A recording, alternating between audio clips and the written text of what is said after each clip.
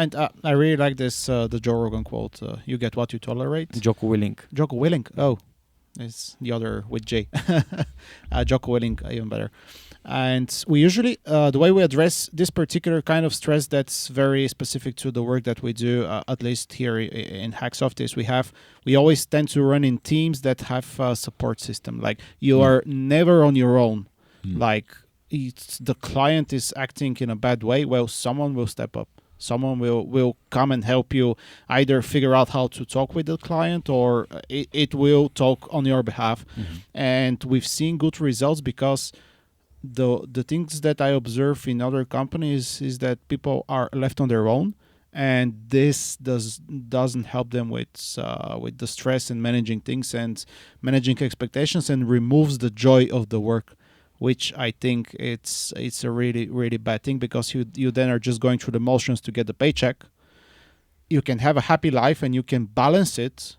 You can be completely miserable at work and then okay and happy outside work, and that's fine if it's paying the bills. But at least what we try to do is to always have teams and always have a support system, and always have some kind of a risk assessment function.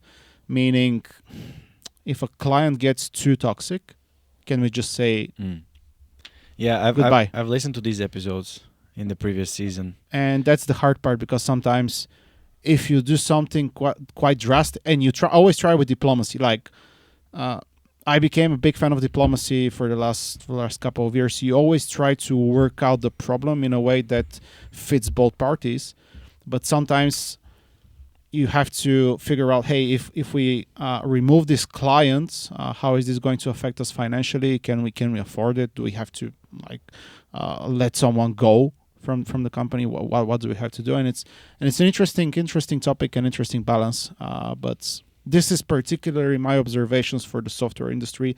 People are getting a lot of stress when they're left on their own, and they have no one to turn to and no one to ask for help, and they're just, what do I do? But this applies to humanity in general. If you leave someone to dig dirt somewhere on his own, he'll feel like left alone, not part of a group. His work won't have any impact whatsoever. So we need to remember that together it's way more fun, even like the stupid jobs, because you do it with someone and you're sharing this experience. You can talk to someone. And taking care, it's very interesting for me to ask, how do you guys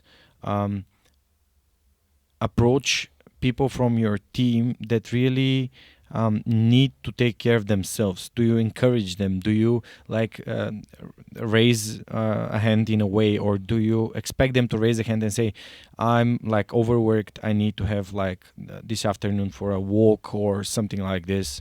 How do you treat it? Because in a way, the IT industry is picking up smart people, but sometimes the smart people are not being able to treat themselves. That's true. What do you do? You? Well, we work really closely with people. So whenever someone in my team is underperforming or just looking sad or looking, I don't know, if I can spot a red flag, I'm just having one-on-one with the person, talking about her or his problems, and how I can help, or we as a company can help. And what do they say? Well, some people are just, nothing, everything's fine, I will figure it out, and I try to dig deeper to understand what's going on. What I'm really doing is trying to be really close with the people I work, not close working with each other, but close as human beings. So I think that I definitely know what's happening with the people that I work with, and that really helps me a lot to first of all do my job better, and second of all be better as a lead in the teams that I participate. So that's what I do. Rado? It's kind of the same, but at least from my experience, you have to be careful with pushing too much. The most important factor here is if this person trusts you, Because if they don't have trust or they have lost their trust, they will just say, "Oh, it's nothing. I will figure it out," and then hand you their 1 month notice. Like we've seen this happening. But if they trust you at a certain point, working with them, talking with them, you will see what the problem is. They will tell what the problem is, and then the problem is going to be addressed. And again, from my experience, I've seen this happening more easily with women.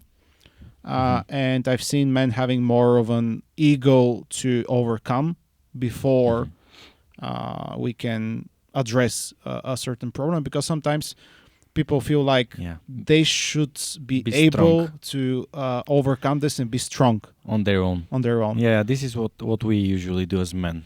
We're like, men should not have feelings, they should not cry, they should be able to do it on their own, which is not true. That's why I visit a therapist, and it helps a lot. So because we are digging into a topic, being healthier as developers, as IT people, and